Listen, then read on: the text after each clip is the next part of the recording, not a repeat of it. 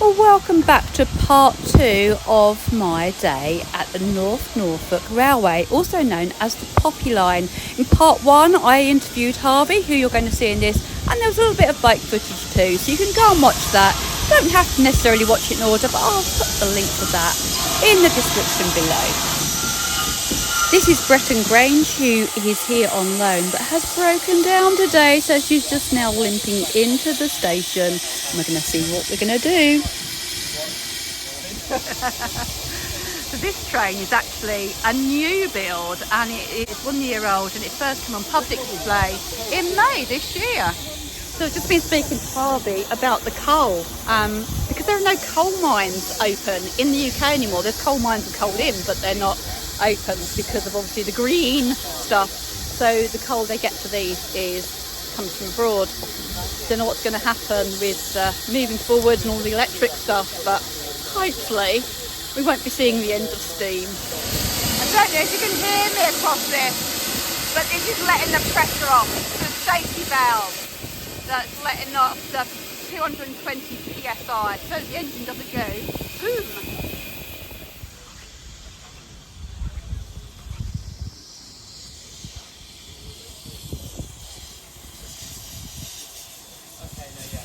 The diesel coming in. Let's shunt this one out the way. Harvey down there.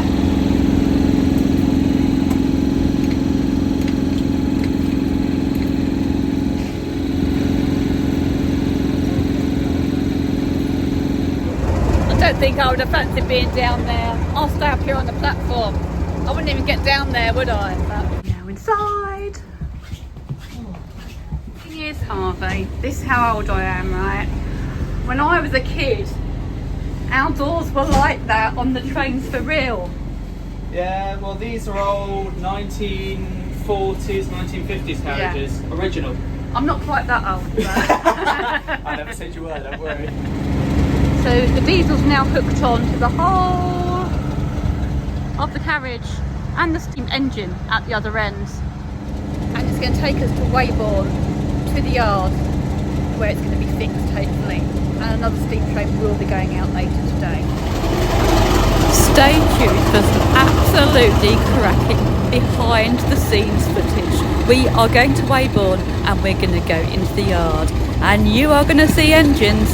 Boy, are you going to see steam engines.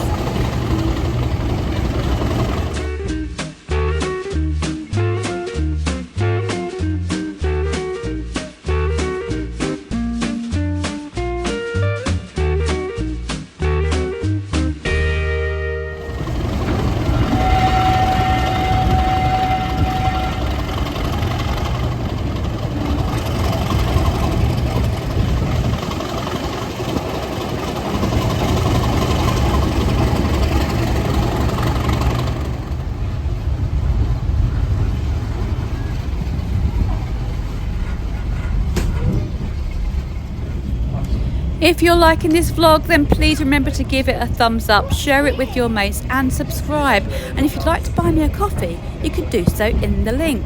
Big shout out to Emma for buying me a nice cuppa. Thank you so much. Very much appreciated, especially on cold days like today.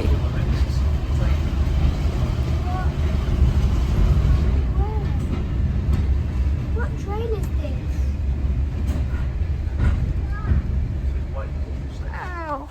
This is where engines are fixed, maintained, cleaned, and everything. That one is being fixed, that has been knackered for a while. Same with this big one, this red 122. And this loco you'll like, very sentimental. 53809 is the one Andy had his ashes spread in. Lovely. We've also got the smallest engine on the line, Whittington, and we have a near replica pretty much, same classification of 22, numbered 18. And then out here, as you can probably hear, see and smell,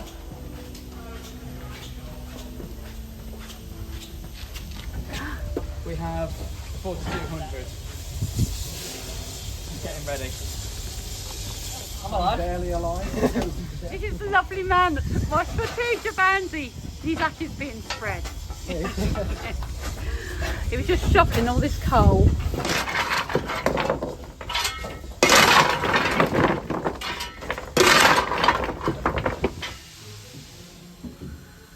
Wow. Yeah, that's where the fire usually goes. The old fire's still in there. Really? Yeah. Oh, well, it was out yesterday. Yeah, absolutely. It's so big. How long is it? 8 feet? 7 feet? Something like that. 7 feet long. Nothing compared to the B12. Oh my gosh. What's the B12? So that's the flagship loco of the railway. My favourite engine. Our favourite engine. Shush. So, oh gosh, it's still warm actually. As I said, it was out yesterday. It was out yesterday and it's warm still now today. Yeah, oh, it'll take like 2 or 3 days to cool Probably off. cool down. Yeah. Wow. Right, we're just having a conversation here. So I'm just trying to clarify something here, Oliver. Yeah. So it takes you 4 to 5 hours to get the engine ready to go out to work. It's from cold, so that's cold at the minute. Normally we put a warming fire in the day before, warms the boiler through, so when we come in the morning it's already warm water that we're heating up, so then it will take about 2 hours for us to light up. But from cold, about 4 to 5 hours. Wow. So the boiler mechanics as well, we can't overstrain the boiler, so if you bring it around too fast it strains all the metal in the boiler, makes the boiler durability reduce. So you've got to do it quite slow, quite steady. So treat her like a lady and warm her up gradually. Yeah. Back to coal. So on the trip from here to Holt, how much shoveling? Are you shoveling the whole time on your journey? Not the whole time. It's however you manage it really. So in Sheringham, you'll do some, probably at the cutting where you're going under the bridge, you'll do some there. Coming out of Sheringham as well, you do some. Wayborne station, you do some. Then you might do some going up Can Am Ryker, and then you do some as you get over the top of Wimpum Crossing, and then that should get you into Holt because you don't want too much pressure at Holt. Mm-hmm. And then you build it back around when you leave Holt. On the way back it's more downhill, so you don't have to fire as much. Fire a bit before going over Wimpum because that's uphill. That's the top of Sheringham. Yeah, Right. yeah, where the crossing is. And then it's just as and when you need it, but you shouldn't need much on the way back. So you'll probably do a bit at Wayborne, and then a bit through the cutting again down there, and then that'll get you into Sheringham. What's astounded me is, as a layperson, when you come to these steam railways, I just thought there was one engine, one little engine that keeps tooting. Oh, they're for their Thomas days, look. Is that what you use though for your Thomas steam days? Yes. So you just use the same train to just put another face on it. So it's not really Thomas, Harvey. You didn't hear that from me. So yeah, I just thought that there was just one little steam train pooping away, but there's so many.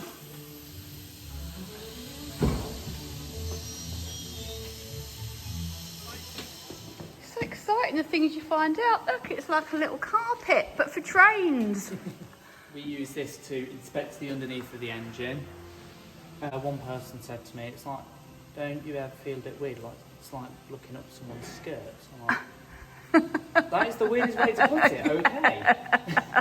A lot further down, underneath the firebox, as you saw earlier, where the fire sits is called the grate, and then underneath is what we call the ash pan. Mm-hmm. That's where all the ash sits, rather than dropping straight onto the track. It'll sit in the ash pan, and at the end of the day, like we're about to do with Betton Grange, we will have to scrape out all the old ash and everything, so it's not blocking anything for the morning. This one will be out on the steam diner tonight.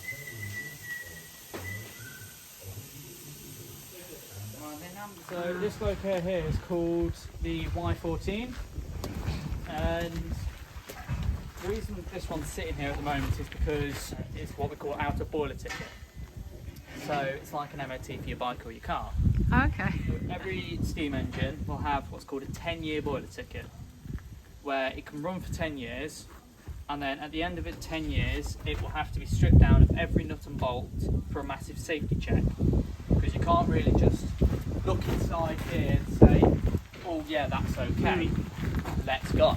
You can't really do that, because obviously the inside workings in here, you've got to strip it all down, make sure everything is key, everything is correct, and make sure everything is up to working order.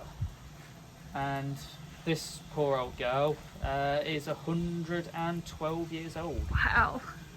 So with this loco being built in 1912, this loco has 2 brakes. So it's got a vacuum brake and an air brake. Because vacuum brakes weren't introduced until a lot later when than this loco.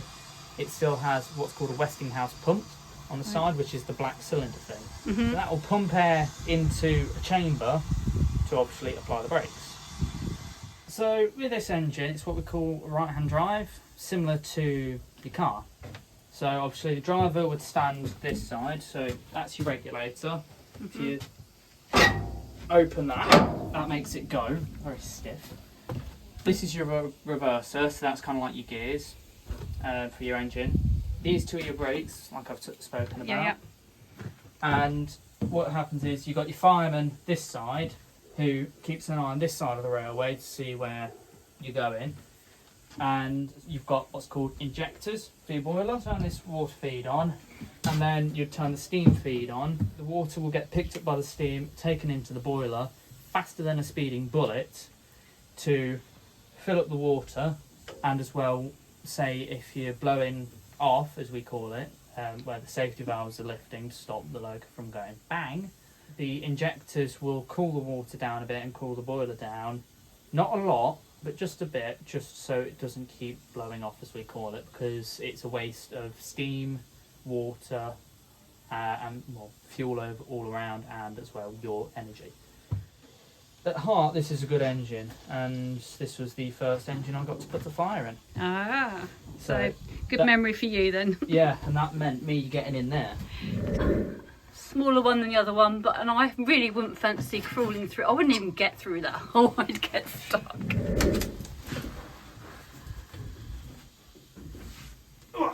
That's how it's done. We're now back on the platform at Weybourne Station for those of you that like a little bit of diesel or just trains in general. And if you have any hobby or voluntary work or job or anything that you want to talk to me about or show me around, then just let me know. Or even if you just want a little ride out, then we can go for a ride. Just put a comment down below or contact me on Facebook Messenger. The link for my Facebook is in my bio.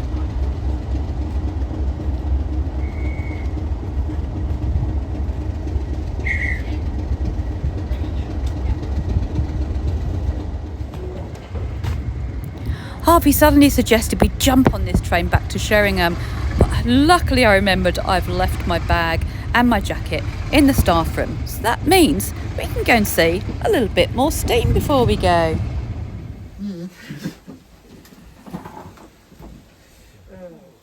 So I cannot waste any amount of this, but this stuff works miracles on metal, especially brass. It's a lot better than Brasso or say Peak. What's this gauge for? That shows how much water's in the side tanks.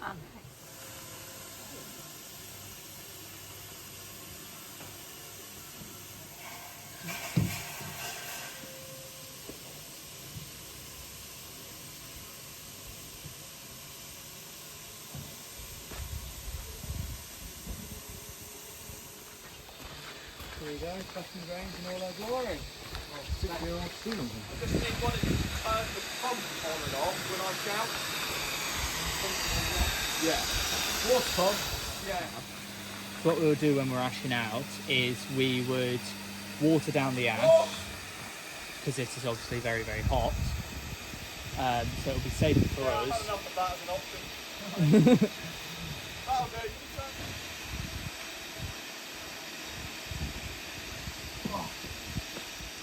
Yeah, very hot, steamy and dirty. But when you're underneath the loco, you've got to watch your head, because obviously everything's very low and hot, especially right now. And like Oliver, you would just disappear into the steam and reappear. But for our own safety as well, we wouldn't rake the ash out by hand. We would use one of these rakes over here. Say I wanted to rake out better grains of all the ash right now, what I'll do is I'll grab this rake, or potentially this one, and I'll go underneath, like Oliver's just done now, he just came out. I'll water down all the ash inside and then ash this out, like we do in the morning and the evening. So The wheels are about there, top of the wheel, yeah. and then me. And you're 5'6". I'm 5'6". Yeah. When you see it away from the platform, You're usually this height of the platform. yeah, You wouldn't think, oh no, something around here. yeah, just I've got to be careful. You've got to be careful. Yeah, the platform's usually around here, and you'll see the loco from up here. We all see the loco from down here. down there, yeah. And obviously, we get mucky, dirty, and everything. We love it.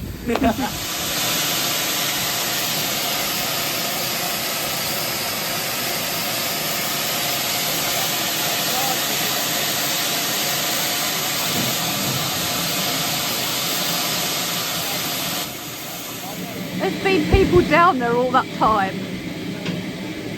All that steam.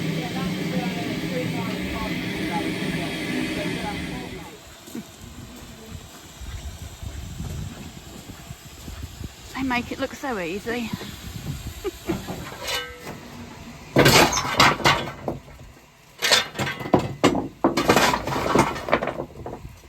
It's been an amazing day. I'm now going off to get my train. Thank you, Ollie. It was Great. wonderful to meet you. My video of Andy's ashes, and great to meet you too, Harvey. Yeah, no Made it all possible.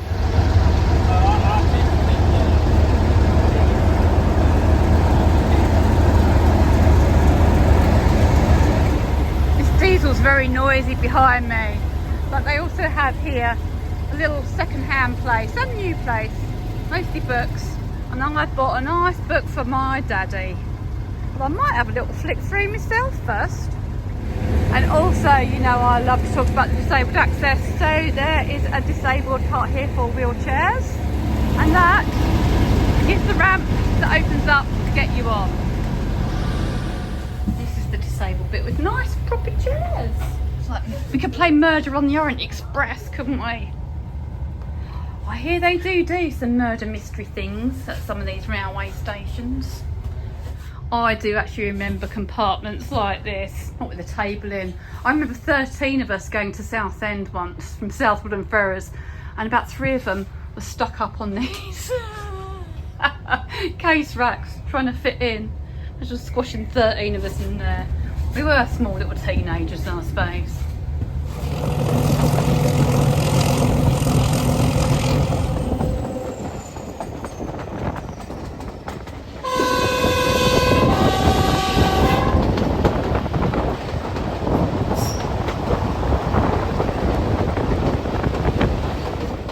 Wow, what a marvellous day.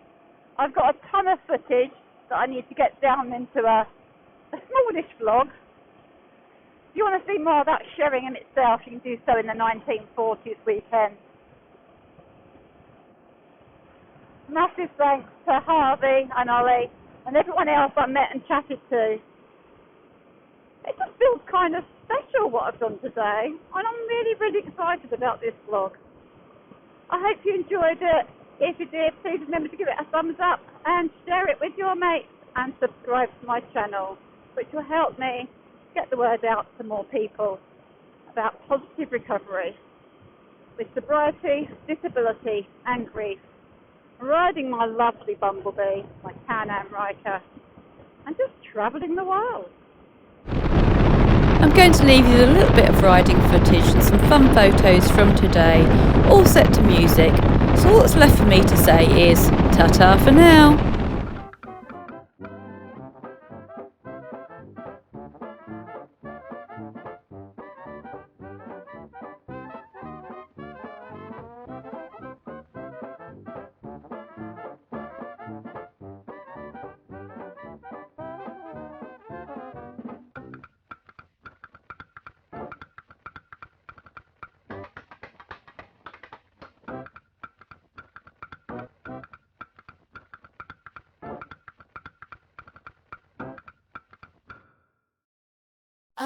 hear the beat.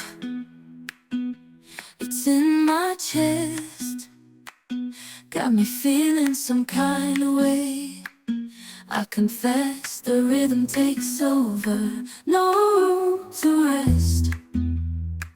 My heart's dancing, it's a love conquest.